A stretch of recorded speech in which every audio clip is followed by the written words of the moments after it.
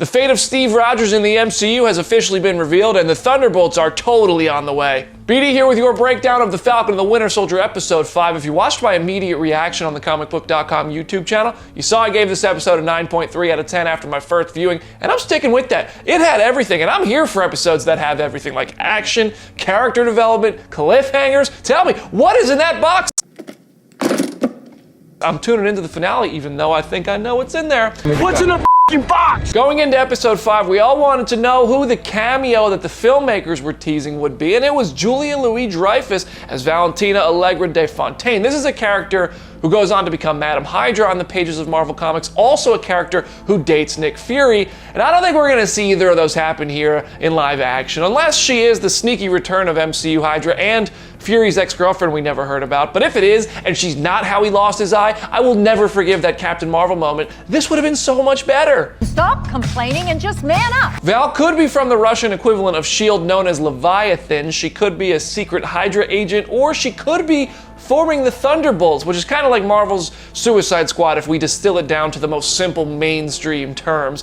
And the purple hair highlight, though, that could be an homage to Victoria Hand, who oversees the Thunderbolts initiative in comics, but she's recruiting John Walker, and Zemo would have to be a part of a Thunderbolts team, and she works with a group called FemForce with Sharon Carter. So with only this one scene, we don't know yet what path Val is going to head down in the MCU. Meanwhile, Baron Zemo, no longer dancing. I was afraid you would say that. That clip, though, it lives forever in our hearts, or for one full hour in a whole YouTube video. Put it together. What are you doing? Dancing! The Dora Milaje took him to the Raft, which is the supervillain prison we saw in Captain America Civil War, but we also know people can be broken out of that prison because that's how Steve Rogers got his pals out before Avengers Infinity War. And if we do see the Raft, it will be really interesting because a lot of time has passed to see what other Marvel villains are laying in wait to join the inevitable Thunderbolts team up. I'm here for that. Loki? Speaking of villains, Sharon Carter? In last week's breakdown, I was saying I thought she was the power broker, and now it really looks like she either is the power broker or is at least working for the power broker. Maybe she's working to tear down the power broker, but she made a call to a dude who was yelling at her in French, and then boom, Batroc is back at the end of the episode with some big time ammunition to help raid the GRC so that he can get Sam Wilson. And if you translate what Batroc said to Sharon over the phone, "I lost my team on the last mission, I'll never work for you again." So whether or not she's the power broker, Sharon definitely had a hand in the opening action sequence we saw to start this whole series, so she's up to no good in one way or another. Not everybody in this show is evolving into a villain, though. Joaquin Torres got his wings. Torres goes on to become the Falcon on the pages of Marvel Comics, and after Sam's wings broke in this show, he leaves them with Torres in the episode. It gave me a very Iron Man 1 feeling when Rhodey looks at the War Machine armor and says, Next time, baby. Now, it seems inevitable that Sam takes on the Captain America mantle. Torres is gonna be his Falcon successor. Obvious. Earlier in the episode, Isaiah Bradley laid out the MCU's equivalent of the Truth, Red, White, and Black comic book story as it applies to his character's history. The story he told mirrored that of Steve Rogers in Captain America: The First Avenger, but the difference is that when Steve snuck off of a base and rescued his war brothers, he was hailed as a hero. Isaiah Bradley was thrown in jail and experimented on after doing the same thing, prompting him to believe the country would continue to chase the blonde-haired, blue-eyed white boy as the Captain America dream. But it looks like Sam Wilson is ready to change that.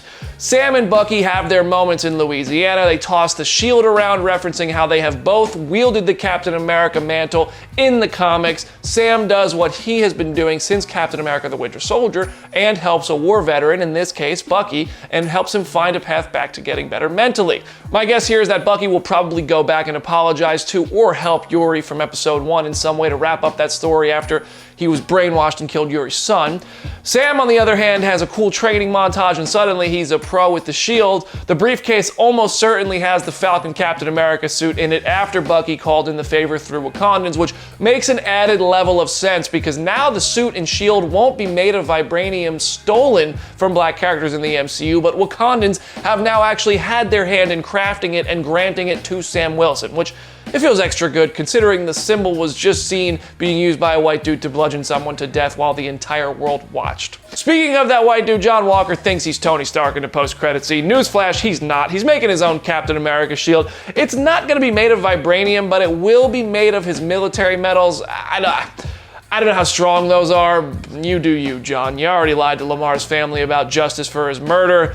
even though I don't think his sister believed you. So just tell the world this new shield is strong, and we'll see how that goes when you meet up with Sam. Sorry I broke your toy. Sam Wilson does confirm that Steve is gone, which just falls in line with what we heard from the first episode.